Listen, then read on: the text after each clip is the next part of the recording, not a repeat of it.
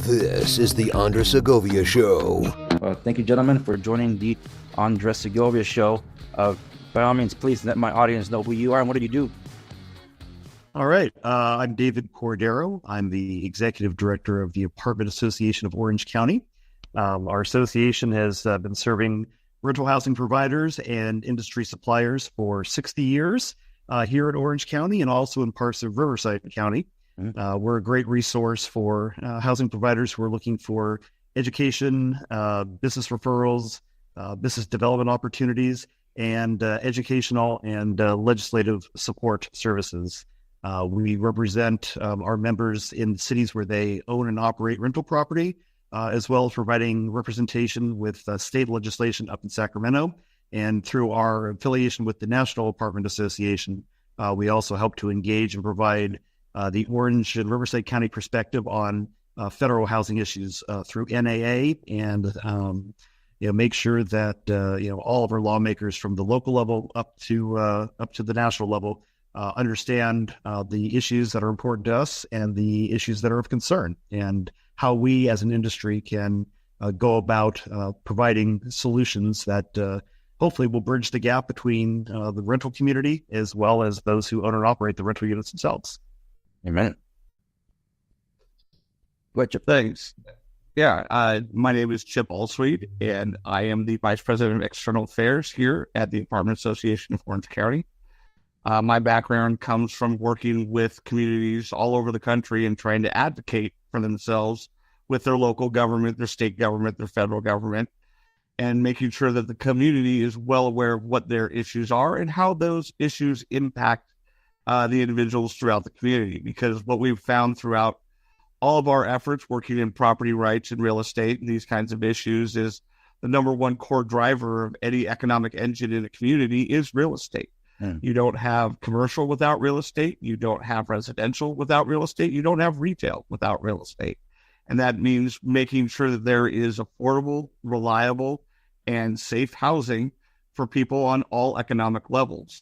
And we aim to ensure that that is possible. And we do that here at the Apartment Association with our members and with investors and people out there that are looking to make sure Orange County, Riverside County, and all the communities in Southern California are able to sustain that economic engine that makes each community great.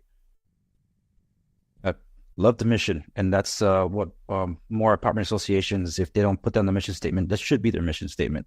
Because honestly, property owners are not really aware of apartment associations being out there. I think the rise in tenant activism and tenant activist groups are way more outspoken, and property owners sometimes feel that they have to fend for themselves, not realizing the associations like yours do exist. I mean, you mentioned, David, you said about 60 years now? That's correct.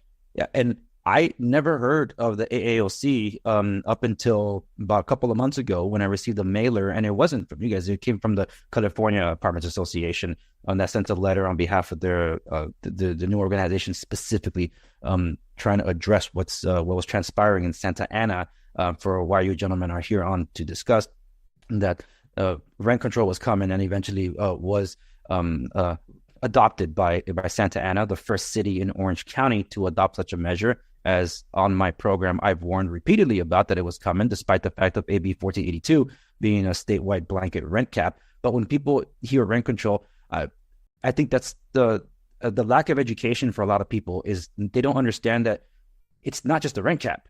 When you get rent control or a stabilization ordinance, a city like Santa Ana or Los Angeles, San Francisco, Berkeley, and the like, we're talking about a new bureaucracy that's developed with sometimes executing with extreme prejudice, control over property owners' properties. Ultimately, the end game being to basically take away the property from property owners. I actually manage most of all of my property in Los Angeles. So just dealing with LA itself was something. So my father and I are investors.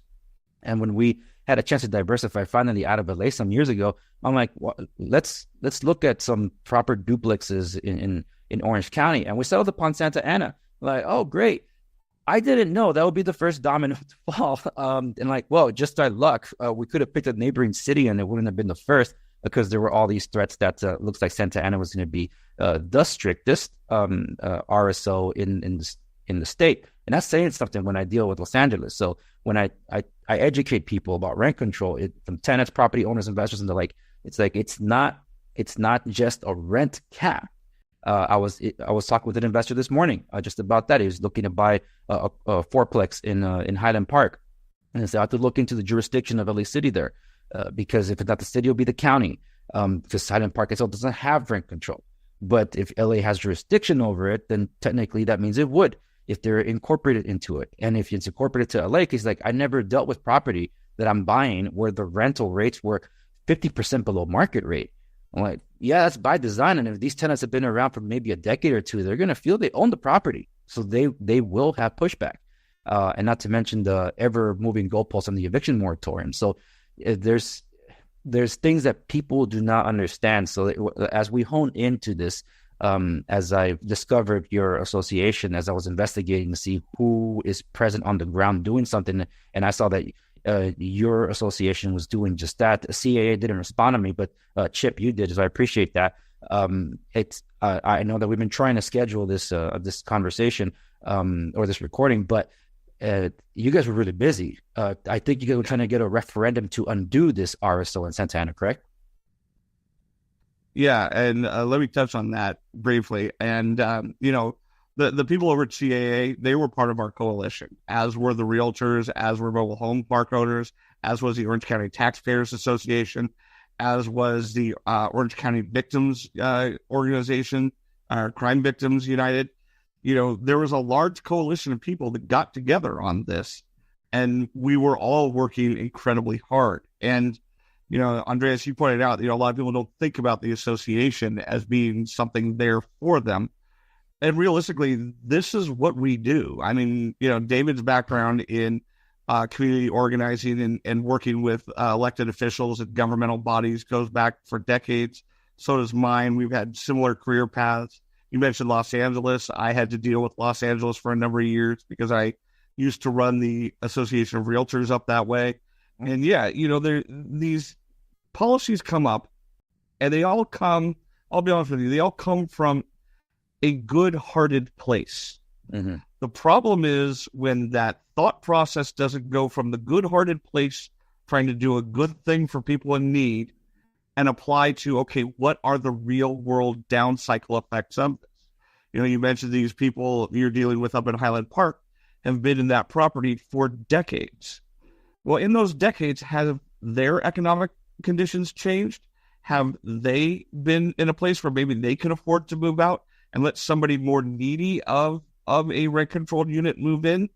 Well, when you look up to Berkeley, we've seen that a lot of the units up in Berkeley have been occupied by professors since the 70s and before. Wow. So 50 years of being a professor, we've all seen how much tuition has gone up. It only stands to reason that professors' pay has gone up as well. Mm. And how many students or adjunct professors or even just the janitors for the University of California, Berkeley could have been better served by staying in those units rather than some professor who uses it as a weekday house while he goes back to Marin County. And there are countless examples of that out there. Rent control is an attempt to help people that are struggling. We get that. We have programs we work with that. There are programs we endorse with that. We actually spend a lot of our time working with housing providers to help them understand how a lot of these programs can be very beneficial to them as housing providers. So we completely understand and support that mission. What we don't support is a mission that doesn't solve the problem. And what we've found repeatedly with rent control, just cause eviction, all of these ordinances is they're intended to help the person who's struggling, the person who's having difficulty, but they're gamed in the system by people who know how to game the system.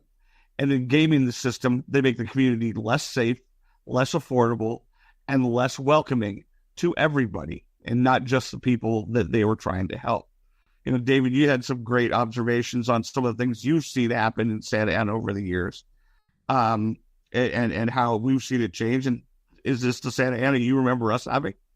Yeah, I mean, Santa Ana has changed a lot. And Andre, when you were talking about, investing in Santa Ana and thinking this is a great, opportunity for you and your interests, up until, the last election, it probably was. Yeah. And it really goes to show what one election can do to change the trajectory that a city might be headed in. Santa Ana has a majority rental community, and up until that point, the Apartment Association of Orange County was able to work well with city officials to address rental housing issues as they arose. We have a program that we helped design with the city going back, 20, 25 years for proactive rental inspections of units that would allow quality housing to be assured, and for the rental housing providers to be working with the city and maintaining communication in a beneficial way. With the change in the city council composition last November, that is what allowed this rent control issue to even rise to the level that did, and ultimately then be passed by the city council this past October.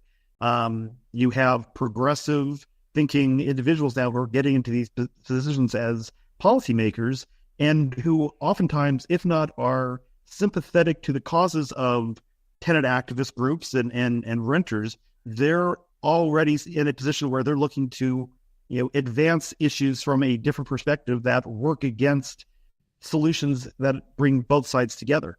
And unfortunately, in this case, our industry, was not even brought into the discussion by city officials that rent control was even being considered. And I think that is, for us, that is a hard thing to accept in so much as, we have an entire industry here that provides affordable housing to a majority of residents within Santa Ana. And yet now they're looking to pass an ordinance that will handicap our housing providers, will not result in a lowering of rents, but simply impacting the amount that rent can be increased on an annual basis. The unfortunate thing is these rent caps have now been established in Santa Ana. They're not even allowing our housing providers to maintain rental levels or rent increases that keep up with inflation. And so now the problem is we're seeing an inability to keep up with inflation. The costs of doing this are going up as well, and yet the return of an investment for our members and for rental housing providers in general is going to be, handicapped moving forward. And when you look at future investment in Santa Ana, there's a lot of speculation. Are people going to want to invest in the city, buying rental properties, rehabbing rental properties, putting money when they know they're not going to be able to recoup a lot of their investment? And I think it's highly inappropriate for a city to basically set an arbitrary, percentage increase that they deem to be a reasonable rate of return. It doesn't allow market forces to dictate how rents will move. And, it's troubling. And unfortunately, I think Santa Ana is certainly the first, but I'm not sure it's going to be the last city in Orange County that is going to be looking at these types of solutions for their own, challenges for the rental communities that they represent. Yeah, absolutely. I think you got a really good point there, David, and that is that, these policies come in, and in the immediate, it doesn't seem like there's that much of an effect. I mean, so the rents aren't that far off. Well, I think we're going to see effects a lot sooner than otherwise we would have expected, because you're looking at a city that actually set their rent caps below the inflation rate, intentionally below the inflation rate, in the same year that we have an inflation rate twice that of what we've had over the two previous years, or any two previous years in the last 10. So we're looking at a situation where the costs just to operate the property are going to go up really quickly, and those landlords are going to have to make decisions of, are we going to continue to provide services at the level we can and operate at a loss? Are we going to incur more debt so that we can try to weather this storm? Or are we going to have to cut some of the amenities we provide? And I think the really chicken thing about a lot of these city councils that pass this is They're doing it knowing full well in 6 years from now, they'll be out of office. 8 years from now, they'll be out of office. It's someone else's problem at that point, which is just weak-willed policymaking and poorly thought-out policy advancement on the part of those tenants. Because who are they going to go back to? Those politicians are long gone, enjoying some other office that they've run for. So who's left with it? It's investors like you. It's organizations like ours. It's the tenants themselves trying to figure out how to unwind a mess that wasn't thought out in the first place. And, the thing we with Santa Ana specifically, if the city had reached out to us before this ordinance was just introduced for council consideration going back to late September, we could have talked about possible solutions to address the affordability issue that they were so concerned about. There are programs out there that could have been utilized. There are opportunities for us to create something new specifically within Santa Ana, but that was not something that the city council and staff ever reached out to us to even begin to discuss. They simply said, we want to do this rent control measure, this just cause eviction measure, and they made it so. And it's even questionable if they took these ordinance proposals and even did them, correctly from the get-go. If this is something that the full city council probably should have discussed in an open meeting before directing staff to come up with these ordinances. And that would have then allowed for more public input into the general issues that they were concerned about addressing, rather than doing these proposals behind closed doors and then dropping it on the council and saying, here you go, let's vote on it. And, unfortunately, we really felt like we were blindsided. We view ourselves, the association, our members, the larger rental housing community, as a partner with the cities and the communities that we own and operate our rentals in. And yet, in this case, we were never even, given a seat at the table when these, issues were first even, brought before city staff and council members to even look at. During the course of a couple of these council meetings, certain city council members made a point saying, well, we were looking at, addressing housing issues in our city. You could have come to us with some ideas. But this is something that was generated by the city. If they had a proposal that they wanted to introduce, I think it's incumbent upon them to be reaching out to all the potential stakeholders that would be affected by these policies to weigh in. And yet that's not how they did it. It was completely backwards. And unfortunately, I think this is a reflection on how the new city, Santa Ana City Council, is going to be doing things moving forward when it comes to establishing public policy moving forward. And that's very unfortunate. And I believe it's truly a disservice to the residents of Santa Ana and the businesses as well, people who have invested in the city and have tried to make a commitment to being good partners with the local government. Absolutely, because I did tune into the final city council meeting when they had to coordinate all this. I think it was late October, and I saw the property owners that have been there for some time go up there and make their grievances. How come everything we said fell on deaf ears? You guys didn't consult with us. You guys just literally ramming it through, and it almost seemed like the city council didn't care. And like you said, oh, you guys should have come to with ideas. There they were saying, you guys didn't tell us about this. So it's like, how do we know unless you're doing it behind the scenes? And that was the whole intent. And like as Chip, you mentioned, the whole thing, particularly because I'm most familiar with LA, born and raised there. It dealt with rent control in my professional life as a contractor, with dealing with the REOs, and then as a real estate broker and property manager with my father. So rent control has been established in Los Angeles for decades, and the intent was to make housing affordable. The gotcha words: affordable housing, put a cap on rental rates, and reduce homelessness. The opposite is true. The highest rents in the country. Los Angeles is the homelessness capital in the country, and San Francisco not that far behind. So these policies have failed for decades. Like, dude, why are you even trying it again? The people voted rent control down with when Proposition 10 reared its ugly head, and that thing shows up in so many different forms every single election cycle. But it was voted down by the majority, and I'm like, wow, there's a lot more rational people in California left. Thank God for that. But the legislators said that's not good enough. So a few months later, in October 2019, that's when Governor Newsom signs AB 1482. Now, okay, statewide rent cap. Who didn't see that coming? because the tenant activists were mobilized just 1 month into the new year of that year to get this thing, like at least on some way, somehow pushed through by the legislator in Sacramento. And then to see others, cities being emboldened to go the rent control route. That's why I try to educate people. It's like that even though there's a blanket statewide rent cap, it's not rent control in the sense that people think of it to be. And that's one, I think, the bigger pushback from property owners that are well aware of this, and organizations like yourself that educate and advocate to find the proper solutions, because these things have failed every time they're tried.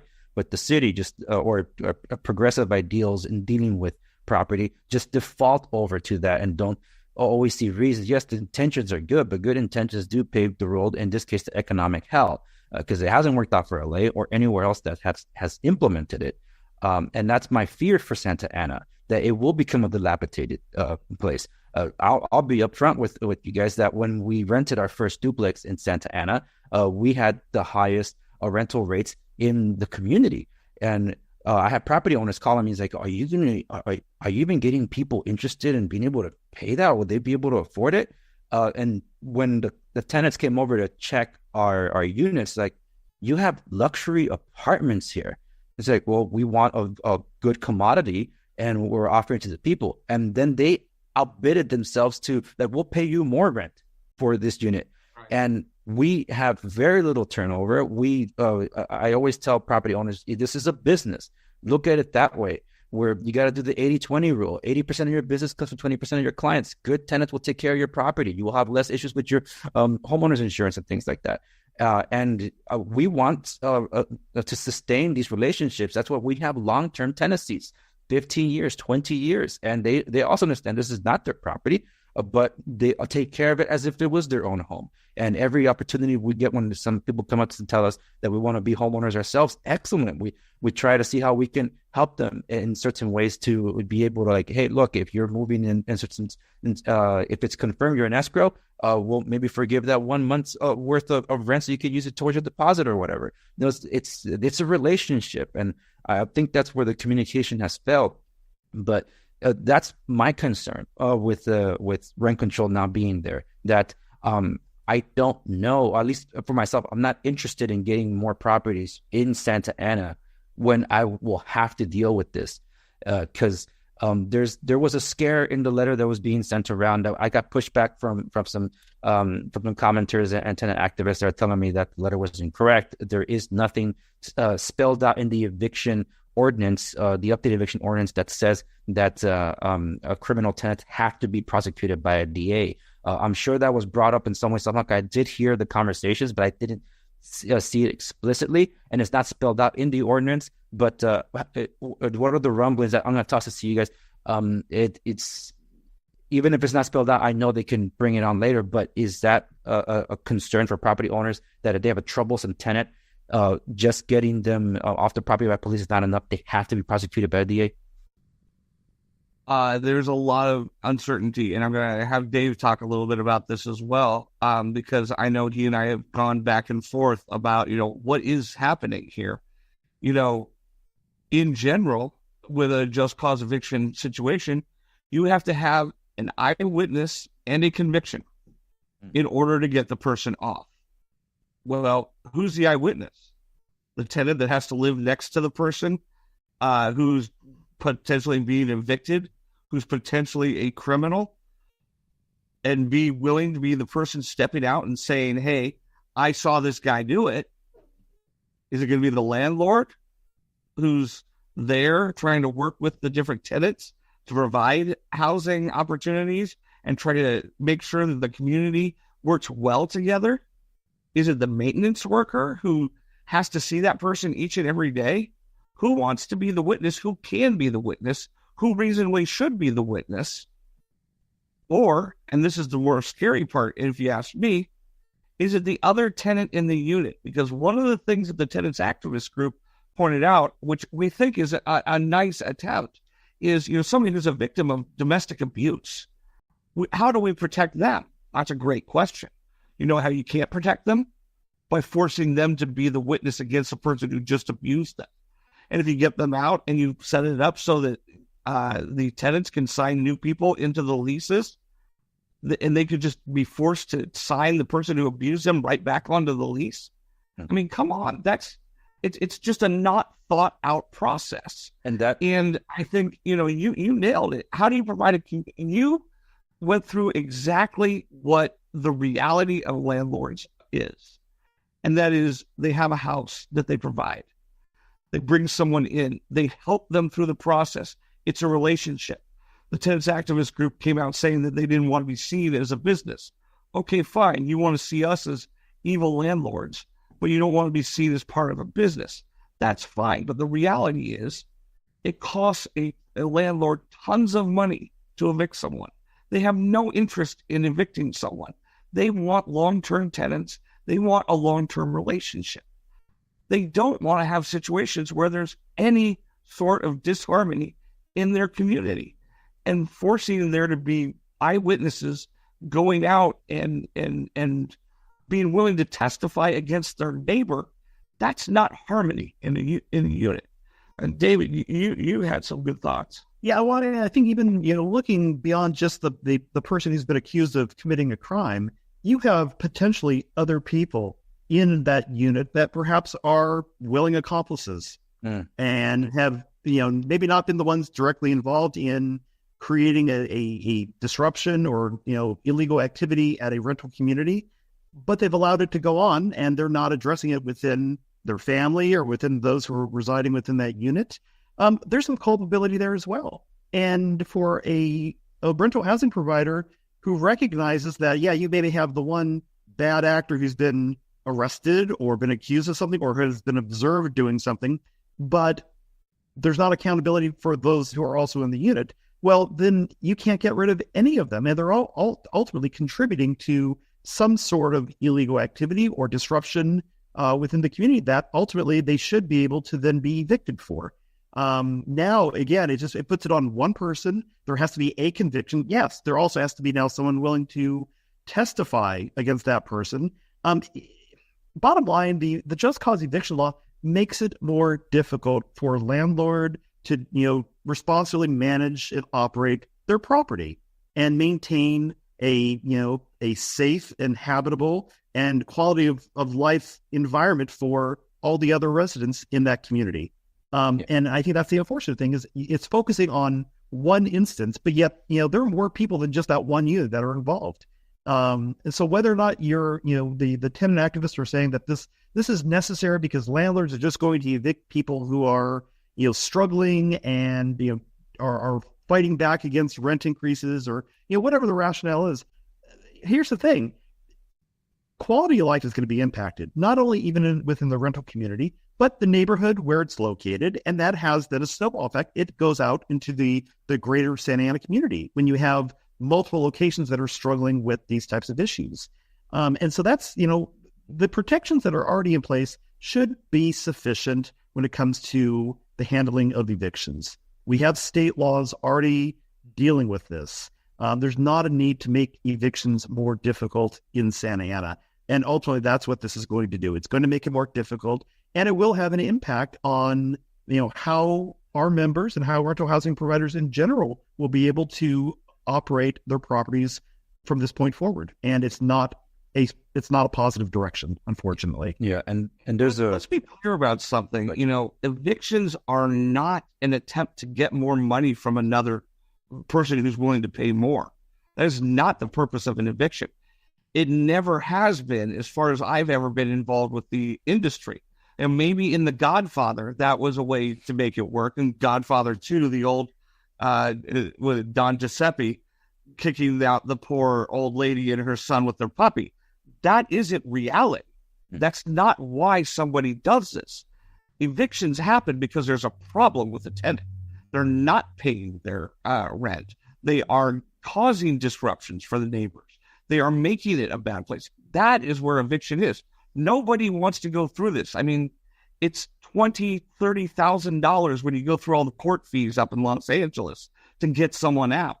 That's a high expense. You then have to turn over the property. That's going to be another several $1,000s. So to the housing provider, it is immensely more expensive to evict somebody They don't want to go down that route. Everyone's afraid of eviction because of what it could mean for them. But you have to understand that's not the intent of the landlord. The purpose of eviction is to get rid of a bad actor. It's not to get more money out of the next tenant, because it's going to be a lot more expensive for you to even recoup the cost just to get rid of the first tenant. So stop thinking about it in that perspective. Yeah. Instead, look at it as, how are you able to better provide quality housing for everybody in the community and not just the one person who's being impacted by their decisions? I will say one thing, we there are always going to be isolated incidents where you do have, a landlord who, isn't in alignment with what our industry standards and practices are and should be. There are going to be bad actors, but those are isolated cases. And unfortunately, and we see this at all levels of government is looking for, solutions to problems that don't exist in the way that they're being characterized. And unfortunately, in the case, in Santa Ana, if there is a situation where you do have a landlord who's being a bad actor, there are remedies that can be used to address that on a case-by-case basis. Instead, this has become now a blanket solution for all rental housing providers. And it's unfairly, impacting, I would say, 99% of our members and housing providers in the city who are doing things the right way, who are trying to be fair, who, again, like Chip was saying, aren't looking to have to go through an extensive eviction process that ends up costing them thousands upon thousands of dollars. That's the reality. And so it's not in their interest to be arbitrarily evicting people. They want to keep these units filled. And Chip was mentioning a little while ago about, so many of our members and others who have worked with their renters over the years. And I think, Andres, you were saying, something about, keeping rents low. We've had people who have been doing this. They've been working with their renters to make sure that their units can remain affordable. And they've perhaps been making a decision to keep their units under current market levels in order to be fair and to, maintain a long-term residency.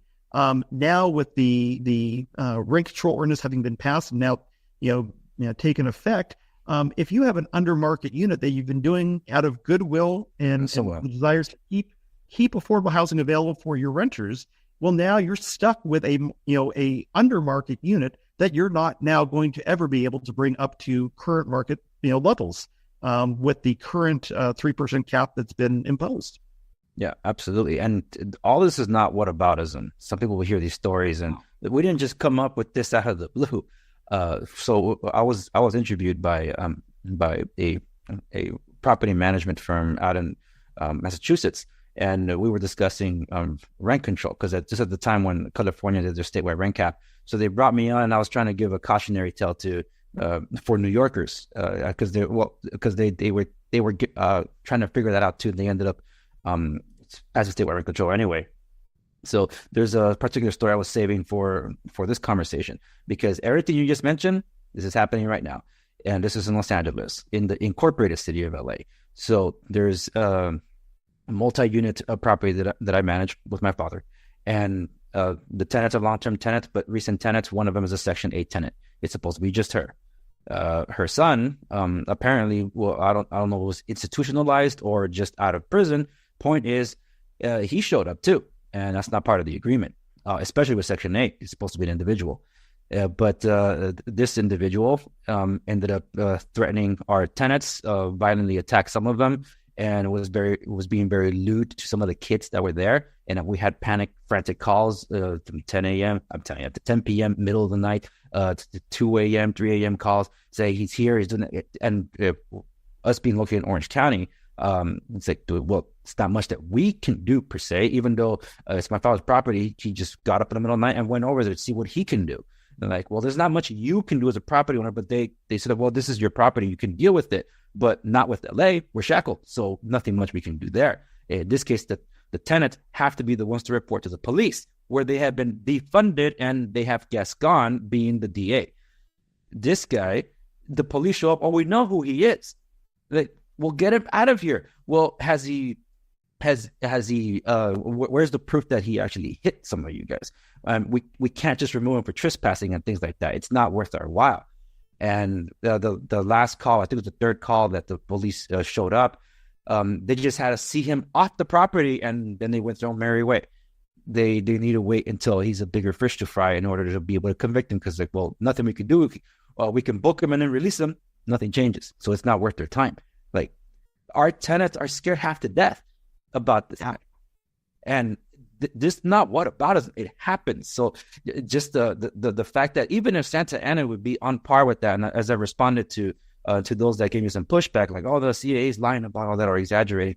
I'm like, even if it's not spelled out in the eviction, that doesn't mean it won't be that way, because anybody that's lower rent control knows, like, well, that's just the base, and they just keep piling on it. And any other council member or another legislation can come along and just keep adding to this. And since we're running up on time, that leads me to what can property owners possibly see as being, besides education about this whole thing, but is there a chance to be able to put this on a referendum of sorts? What can be done about this? Well, we talked earlier about the effort that was undertaken once the ordinances took effect or were passed. We did have a 30-day window to try to qualify a referendum. The goal being to allow the voters of Santa Ana to decide whether or not they believe rent control and just cause eviction are policies that they want to be applied citywide. Unfortunately, we came up short in that 30-day window, collecting the necessary number of valid signatures. But that's not to say that this issue is done. We are certainly, as a coalition of housing associations and business groups and others that are concerned about these policy issues in Santa Ana, we're looking at other approaches we can take to address it moving forward. Whether that's looking at changing the composition of the city council. We have elections that are coming up in 2022. That is always an option to really put efforts into identifying candidates who might be better representatives of the entire city and understand and appreciate these particular issues as being important to revisit and perhaps change these laws that have recently taken effect. There's a possibility that maybe we come back and try to qualify an ordinance to overturn these measures on the ballot in 2022. That's another possibility where we would have more time to go out and gather the necessary number of signatures to qualify that for the ballot. And then there are other things we're looking at. I mean, this is not an issue that is done forever. We feel there are certainly concerns that remain, and I think as more people do become educated about the threats and the slippery slope that this type of legislation represents, they can recognize that what starts representing or only affecting rental units could be expanded, and it could go to affect single family residencies that are being used as rentals or individual bedrooms in a home that are being rented out. You start down with one group being affected, but over time, the city council, I think, has that potential to make it even a more expansive policy that will take into effect more people in the city who own homes and are looking to maybe rent out units or have accessory dwelling units or anything like that. This is a problem, and we will continue to find ways to address it. And if we can overturn it through the vote of the people, that would be great. I also think it's really important for us to start telling the truth of what housing provider and the apartment industry and the rental housing industry, what they truly do. Andreas, you went through what is exactly the relationship between the housing provider and their tenants should be, what you guys are doing in Santa Ana, helping them along the way, understanding their needs, providing for them quality housing so they feel like they're living in a place that they can want to take care of while they set themselves up to the point where they want to move in and buy a house, and a program that you set up where you help them make that down payment and work with them and give them those opportunities to create the institutional wealth that they're seeking in this industry and seeking for their families and seeking for their community. We need to start telling that story a little more. So, Andreas, I want to hear your story a lot more. I want anybody else out there that has similar stories. And I know that there are millions of them, because in all the time I've spent working with housing providers, I've met some who I thought to myself, I don't want to work with that person. And I've met a whole lot more that make me think, wow, that is exactly what makes communities thrive, is the relationship that person has with their tenants and with their neighborhoods and with their cities. Because the truth of the matter is, the only way we get people to understand that we're not kicking out the lady from the 1920s in New York in a story that was fictionalized intentionally to make someone look bad, is by telling them what the reality truly is. We fix these problems by talking to one another. We're starting to change our messaging here at the Apartment Association. We're sharing some of these stories, some of these realities. One of the things we're going to be posting today is a comparison of inflation rates. Since 2010, inflation has been 27% over that entire time. The cost of housing, however, has gone up 89%. The cost of rents has gone up 31%. Now, yes, that is above what the overall inflation rate was, but marginally. We take a look at what the cost of a flight was in 2010 versus today, and it's wildly different. Yeah. We take a look at the bumps up that are there, and yes, rents have gone up, but they haven't gone up commensurate with what their costs have been. And we need to show people that the reality is we need to see the truth of the matter, not the fictionalized story, not the made-up, organized group that shows up telling a story that is completely illegal and everybody on the face of the earth knows is illegal, as did Tenants United through this entire program, saying that there were people being evicted and their rents were going up $500 a month each month consistently. It's just not even it's not even sensible that could happen, let alone at a time when there is both a rent freeze and an eviction moratorium. So the truth needs to get out there, and we need to have people like you telling your story. We need some of your listeners to give us a call, let us know. We need people watching this to say, hey, I see what the Apartment Association is doing. I saw their Instagram feed. I want to share it out with my people. Let's get that truth out there. Let's have that conversation so that people truly know what this industry is about and stop making legislation based off of stories that are completely unsubstantiated. Absolutely. That's actually a really good point to end on. So I really appreciate that closer there, Chip. And before we close out, where can people learn more about AAOC? Well, the easiest way is to visit our website. It's www.aaoc.com. For those of you who are listening and viewing, who are on social media, our social media handle is @WeAreAAOC. You can find us on Facebook, Instagram, LinkedIn, and Twitter. And, those are always the easiest ways to reach us. You can also give us a call, 714-245-9500, or you can just shoot us an email. You just send it to info@aaoc.com, and a member of our team will get back to you and provide you whatever information you're looking for. We hold membership meetings throughout the year for our members, and we provide a lot of information on issues that are affecting them, whether it's dealing specifically on the rent control issue and just cause evictions in Santa Ana, or other topics that are helping our members do their jobs to the best of their abilities. These are held on a monthly basis, and they can always, as a member, attend these meetings for free.